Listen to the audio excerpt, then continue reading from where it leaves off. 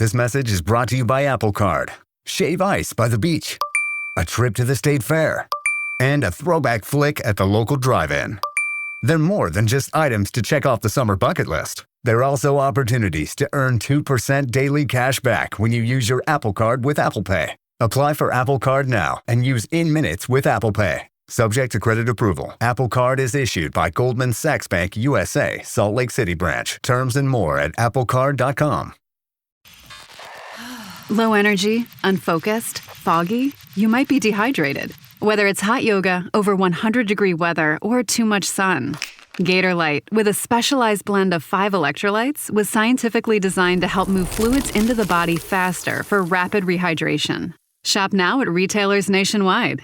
Gator Light hydrates faster than water. Is it in you? Symptoms noted are signs of mild to moderate dehydration. Consult a healthcare professional if symptoms persist. The new LinkedIn Hiring Pro can't undo your last hire. The human postponer. They were the master of one phrase. I'll circle back on that. But 3 months later, you are the one doing all their work and wondering how big that circle is. But LinkedIn Hiring Pro can take the hiring load off your plate by automating the hiring busy work from the initial job post to scheduling interviews. Hire right the first time with LinkedIn Hiring Pro. Post a free job today at linkedin.com/quality. From the Fifth Quarter Studios in Madison, Wisconsin, you're listening to Coach Unplugged. And now, your host, Steve Collins. Hey, everybody. Welcome to Coach Unplugged. I'm so happy you decided to join us today. Before we jump into the podcast, I'd like to give a big shout out to our 2 sponsors. First of all, Dr. Dish, the number 1 shooting machine on the market. We own 3 of them, and I can tell you personally, even before they became sponsors, their customer service is second to none. Every time I've had any issues with any of my machines, going back to the way old ones, they've always taken really good care of me. Also, go over and check out teachhoops.com. Oh, and mention us, and they'll give you $450 off. Mention Coach Collins or Coach Unplugged, they'll give you $450 off. Also, go over and check out teachhoops.com for coaches who want to get better. We always tell our players that they should be working on their craft. I challenge you to work on your craft. Come over, join a community of like-minded coaches who want to make this game better. It's the reason I started Teach Hoops, is to help pay the bills for all these podcasts, but even more importantly, to give back to this great game that has given me so much, and to set up a roadmap for you to be successful, not only on the court, but off the court. And we offer a 14-day free trial. So come over and kick the tires around, see if you like it. And let's head off the podcast. Okay, go ahead. Shoot away. Yeah, so I wanted to work on some end-of-game stuff. And So I was wondering if I could give you a couple of scenarios. So I watched all your videos on the end-of-game stuff. It was really good stuff, the inbounds, all that type of stuff. Victory, the full court's great, the sideline. So I want to ask a couple of questions. So from my understanding of end-of-game philosophy, if there's like 3 seconds or something, that's when you throw it long, you try to hit the end-of-game type. But if you have 5 seconds or more, that's enough time to get the ball in and push up the court, right? Yeah, and the rule is a second a dribble. Second a dribble, okay. Yep. So so that's why they have to. So let's say there's 5 seconds. It means you can take 4 dribbles and you got to let it go. Maybe 3 dribbles and let it go. So whenever you diagram stuff up, you always got to be aware of that. But yes, it's between 5 and 6 seconds, I think, is where I like it. If I'm going any distance. Okay. Could you give me the challenge I'm running into is what? Could you give me just a couple of like in the game plays you would run? So you're not sure if they're going to be in a man or a zone. You need to push it up. At 5, 8 seconds. Like what type of options would you run? So you want lots of curl. You want lots of movement and curls, not necessarily screens. If you set screens, you want them early. So as soon as the person gets handed the ball, you want a screen, but then you want I'll show you. So if you want, let me move my thing. They did it. I don't have my stylus out, but this will be okay. So let's say you're here down and you're going this way. So what you want is the guys going or gals curling this way and catching it, moving in the right direction. So, you can set it up any way. You can set it up in a line or a box or whatever you need to do it. Sometimes I'll even just like, let's say you're here and just throwing it in. So I'll just do a basic line one. So what you might do is you might like, this guy might fake and just go. This one might set a screen, and then you might curl, and then the last guy curl. You just want people moving. I was talking to somebody last night. I think the hardest part is finding someone to throw the ball in. So I'm sorry, Coach. Are you doing sidelines in the game or? Yeah, sidelines? so it would be the same principle. Are you talking full court underneath the basket down Yeah. here? Yeah, so it'd be the same. I was actually talking full length of the court. So this is basically the same premise. So they're still going, 60 feet this way. So if you're going, let me draw it over here. So if you're going this way, so let's say you're going this way. So now what I normally do is I might set it up, I might set somebody deep, like this. And then if the person's throwing it in from here, I want people moving this way. Okay. You could do it the other way because they're right-handed. You probably have them curling the other way, but you just want them curling to the basket, because what's going to happen is you got to think about the defender's state of mind at this point. So the O's are the defenders. They don't want to get beat deep, right? So they're going to leave. Right. They're going to leave a cushion on their defender. That's an advantage for us. That cushion. They're not. If they deny, just send them deep, and you're good. You know what I'm saying? Okay. So they're going to leave. They're going to leave a cushion here. So if I'm guarding X here, and the guy's throwing it, so X is throwing it into X, and I'm going this full length of the court, I'm not going to play this side of them. I'm not going to deny them unless we need to turn them over. I'm going to be on this side, and I'm not going to let them get on the other side of me this way. So I'm always going to stay here. So that way, when you're catching the ball and moving in that direction, you'll have the momentum and the ball, and 1, 2, 3, go. Okay. So that's with like 5 seconds to go. You just want lots of movement. If you're talking home run things, 6 seconds. I've got Go ahead. No, I'm sorry. Go ahead. So like with 6 seconds, you can maybe even get it to half court. Maybe do these curls, one dribble. If you got another timeout, get it to right here, and then call timeout. Now you'll have like 3 seconds, and then all these sideline curls will work. Catch the ball, shoot. It is really hard to run a play 84 feet in less than 10 to 12 seconds probably. To run something where you're going to get a shot other than just a throw.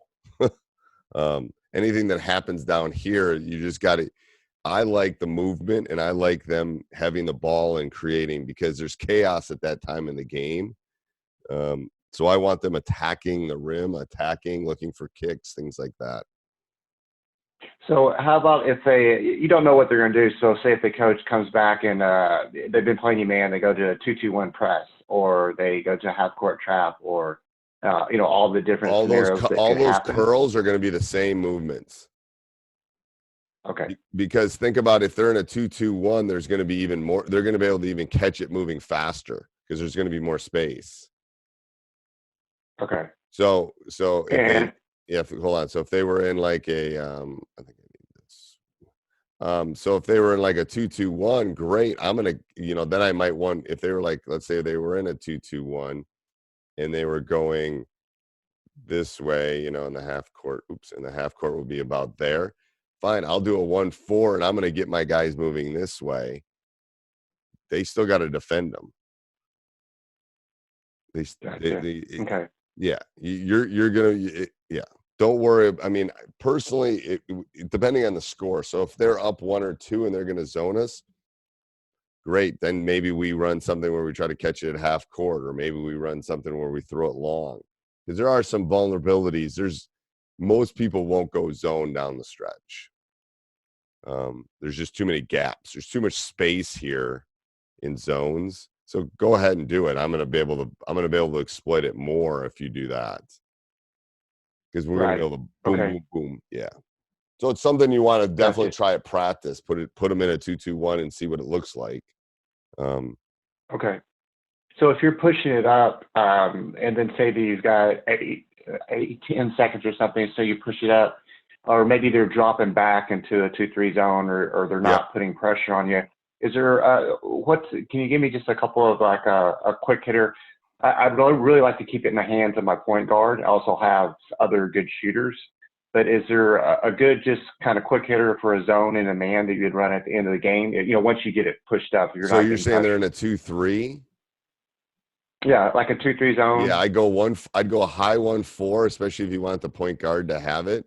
So the point guard to have the ball, and then you basically got to make them match up at this point. So go real high, and that will draw these guys up. And then what I would do personally, if you want the point guard to have the ball, I would I'd have these two set double screen. And I'd have them come up, and it's like, okay, are you going to follow me, or how are you going to guard? So you got to guard. There's two guys here. You could even put a guard at the high post. I would have both of these guys ready. I probably wouldn't do it that high. I would do it really low. But I would set a screen there and just let him go. Because what's going to happen is the defenders are going to have to – actually, it'd be this guy setting the screen. I would have this guy come up, and as he drives, he's got to make a decision. This guy's got to make a decision. Is he going to defend the guy with the ball, which you say is really good, or is he going to defend this guy, which is going to slip, which is going to draw this one up, and basically it's going to make a match up at this point because you're going to have four guys straight across. They're not going to leave these guys open. And then what you tell them is if the point guard dribbles at you, clear. So if this guy dribbles, and so that – so let me hold on. It's getting a little crowded here. So if that guy dribbles at them, they're going to have to. Basically, you want a mismatch. Excuse me. The basketball cold has already started. All right. Oh, bummer. Yeah, it's all right.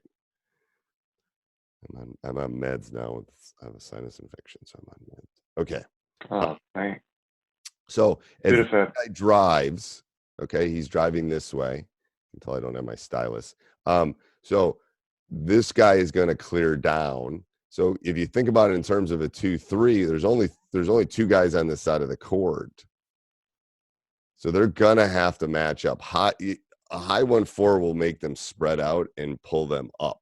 And that's what you want. You want space against the zone, because this guy here is going to have, the middle guy is going to have to, even if they run a 1-2-2, those guys are going to have to make some decisions on, okay, am I going to stop this drive and let this guy get a shot right in here? Or am I going to step out and this guy's going to curl? Or is this guy going to step out and defend here? And then, so you're probably not going to get to the rim, but you'll get a good mid-range or three-pointer on that. If you just pull them really high on the 1-4, doesn't matter what zone it is. Okay, and so the top two guys, though, you'd have them screen the top two guys on the 2-3. I would have both of these I'd have both of these guys ready to set up and screen. On the outside, okay. Like that. So, I mean, I would have them ready to do that, because and the thing is, they might be screening this guy that's on the top of the 2-3 or this guy that's on the top of the 2-3. So they might not come up here and screen. They might just do this. So it just depends on how he's going to play. Sometimes they'll stagger it and this guy will come up and this guy will come back. It will be more like a 1-1-3, which is great. Okay, then we're just going to come up and screen this guy. What are you going to do? Are you going to fight over it? Fine, then I'm going to curl and I'm going to have an advantage at this point, because it's going to drag that guy up and this guy's going to have to make a decision. This guy is the key, because what's he going to do? He's not going to stay down there. If he is, this guy's going to be wide open. Get him the ball and let him shoot it. So you just want, so you want say space. I'm sorry. You just want so space. If they do go to, understood. So if it's like a 1-2-2, and then would someone be trying to screen the very top guy? Yep, you wouldn't even screen the top guy. He would screen the bottom guy again. The two guy. Just go. Yep. Okay. This guy. He would just screen that, and then because if he screens that guy, this guy's irrelevant because he's going to bump into him. So it's just like, all right, we'll just go around, and he's not going to want to follow him because they're in a zone. So he's not going to want to follow him to that wing. He's going to want to stick with him. Right, and the other guy's kicking down. Okay, cool. And then also, could you give me one just end of game for a man in a same type of scenario? And I guess that would be the follow-up question is if you're not sure if they're in a man or a zone, is that something you could just try to run for both, or what's your suggestion? I would run the exact same thing against man, and then I would just overload a side. So I'd have that opposite wing come through. So, I mean, you can do either one. It doesn't really matter. But I'd stay in that high 1-4 like this.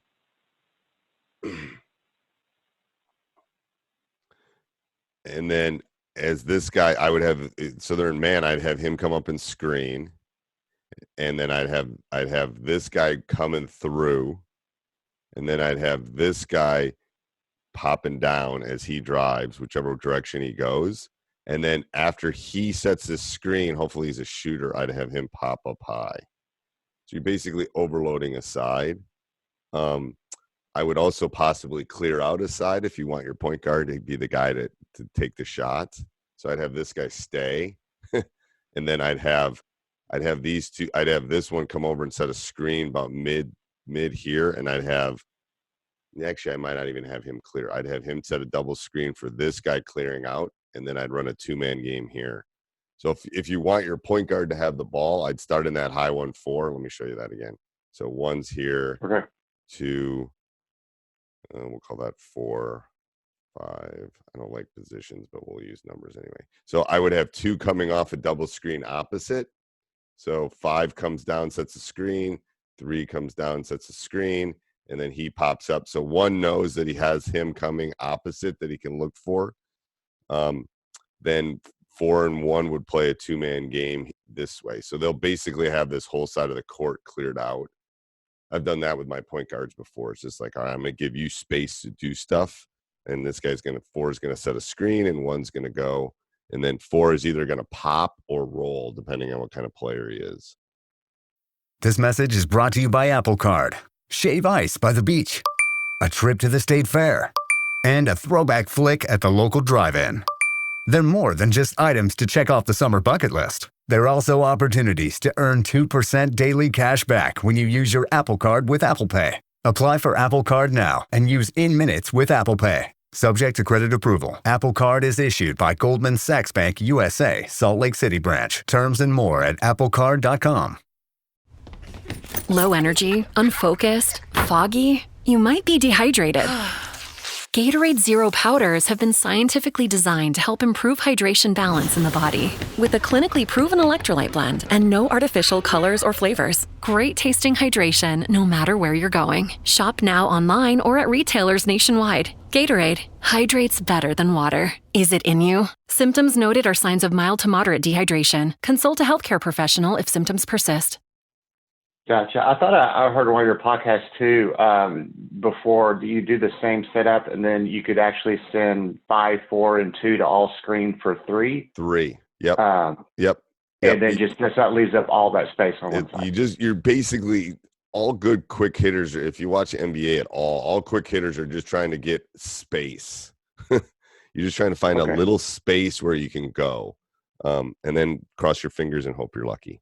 To be honest with you. Yeah, that would be my concern with like run a pick and roll at the end of the game, because we run a ball screen offense anyway. Is as they double team, because I imagine they're going to double team. So if they're going to double team your point, then that person setting the screen should either be a 3-point shooter, because then they can pop, or a big that can roll to the basket. Okay. And then if you're working on this in practice, then you definitely say, okay, here's what's going to happen. You're going to get doubled. That's fine. We want that, and then they got to be able to make that pass. Gotcha. Okay. And then just a couple other things. Yep. This is probably a off the wall question, but it seems like in the end of the game, if there's like 3 seconds or so and the other team has the ball, that it would make sense for me to jump to a 1-3-1, because it'd be very hard to make that mid-court pass. Yes. Does that make sense? Yes. So if somebody did that to me, I've always used zones at the end of games to slow teams up, because what happens is it takes them time to adjust. okay. So you could have 15 seconds to go and even go to a zone, depending on the score, and you just got to convince your guys that that's a good idea. I've had teams that it's harder to convince that this is good. We should do this. But it will definitely slow them up, and they won't be ready for it either. If you haven't run much of it and then you do it at the end, they won't be ready for it. Right. Okay. I was going to ask, like, if someone does that to me at the end of the game and like a 1-3-1, get it to your and I'm point trying guard, get it to your point guard and just go. Tell them to attack. If there's ever a time, because there's going to be times where you don't have timeouts. There's going to be times where, you're in foul trouble. There's going to be all sorts of situations. Any situation, you want the ball in your player's best hand and you want him attacking the rim. So you just want him going. Because you're going to hope for a call, you're going to hope for a shot, you're going to hope for, them to stop him and him to kick. It's like you want the ball in Giannis's hands at the end of the game. You want the ball in, whoever, Harden's hands at the end of the game. So that's what you got to basically practice that. And sometimes it will work, sometimes it won't work. But then in practice, you can say, okay, what was good about this? Well, they triple teamed you. Should have kicked it to the corner. Oh, wait, you had a drive to the rim. Take it. So you just want to space them out in your normal offense and let them go. 3 seconds isn't much. You want space at that point. Gotcha. So if they drop back into a 1-3-1 or whatever, get him the ball. He's going to take 2 dribbles and push it up. He's going to take 2 dribbles and he's going to shoot it. And then maybe you can even work on your shooting a 3 and falling down drill kind of thing. Like we need the foul call, whatever it is. But you just want him to have the ball at that point. Okay, cool. And then the last thing that I was asking about that I saw on your video was just how to attack some of the combination. You reprimand me on calling it junk defenses, but calling it combination. Yes. So just the basic, because we do get boxing one on our point, that and just like a triangle and 2, and then just like a 3-2 matchup. Is there something general you do for all those? No, the thing is you got to convince the person that's getting done that we're going to have to get some other people involved, and we want that person moving and cutting through. So I run my normal offense when I do this. That's fine. You're going to run that against me. Because other guys are going to be open. So that's what you got to basically sell. It's like, okay, you're kind of our decoy. I've had this discussion with my son who can shoot deep threes. It's like after you hit a couple of them, then you've become a decoy at that point. You've opened up the other people. Because obviously you're doing something that's effective and you've hit like 3 threes in a row. They're not going to let you hit anymore. So what does that do? Well, you got to stay wide and space us. It's the same thing with a box and 1 or a triangle and 2 or combo D. But you want lots of movement. And then, I find it useful to have them in a corner. I find them useful to cut through the lane, all that kind of stuff. Setting screens when you're doing that is not a bad thing because someone's chasing you. So that person's going to have to decide if they want to switch it or they're not going to switch it. So setting screens is another good thing for them to do. But usually if that's happening, you're doing something right. Okay. So like if they go to like a 3-2 matchup zone, are you running kind of the same? You could just run your man offense. Our man offense. If we're just running our man offense for the most part against a 3-2. Okay. Lots. So of does it make sense? Okay. I was just saying, does it make sense just to do something really simple like a 2-2 set and then just put a guy in the middle just to screen the 2 bottom guys? It does, but then the problem is when you screen them, you're bringing them toward them, so which is fine, but you just got to be aware of that. That's the first thing. And the second thing is just make sure, if it's a 3-2, you just got to make sure the guy inside is moving. They tend to get really stationary. So yes, maybe screen away, maybe screen the ball, do something. If they're standing for more than 2 seconds in there, then you got to get on them because it's just too easy for the zone to defend them.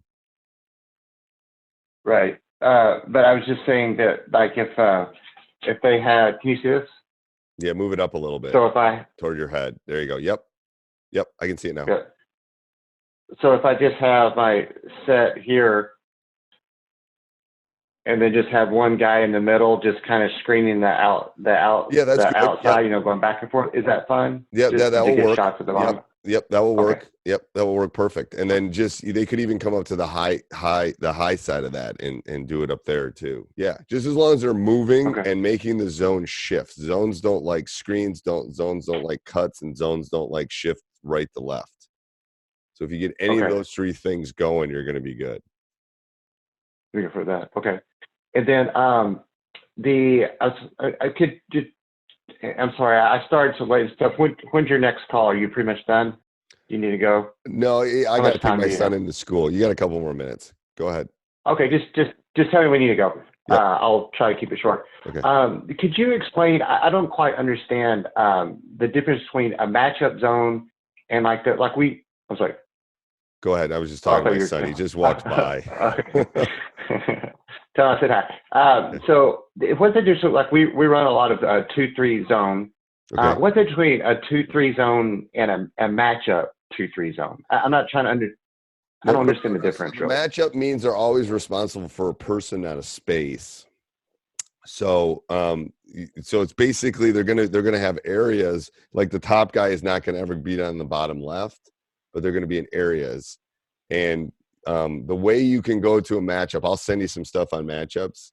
I'll write myself a note. Because we kind of run a matchup. It looks like a zone, but it's really man principles. And they got if you have a team that doesn't talk and communicate, you can't run a matchup because they got to basically hand people off. And once someone leaves my space, I hand them off to another person. I grab somebody else from that's closest to my space. So if they're not a communicating team, I've tried to run it with teams that don't talk, and it's brutal. But if they talk, it's really hard to score against because it clogs up the middle. It leaves space outside more, but it clogs up the middle. It really does. Okay. Well, I myself, I don't have any desire of trying to add it. It's just too much. But as far as recognizing it when the other team's running and what to do against it, I guess that's what I'm trying to understand. Yeah, they'll follow them a little longer.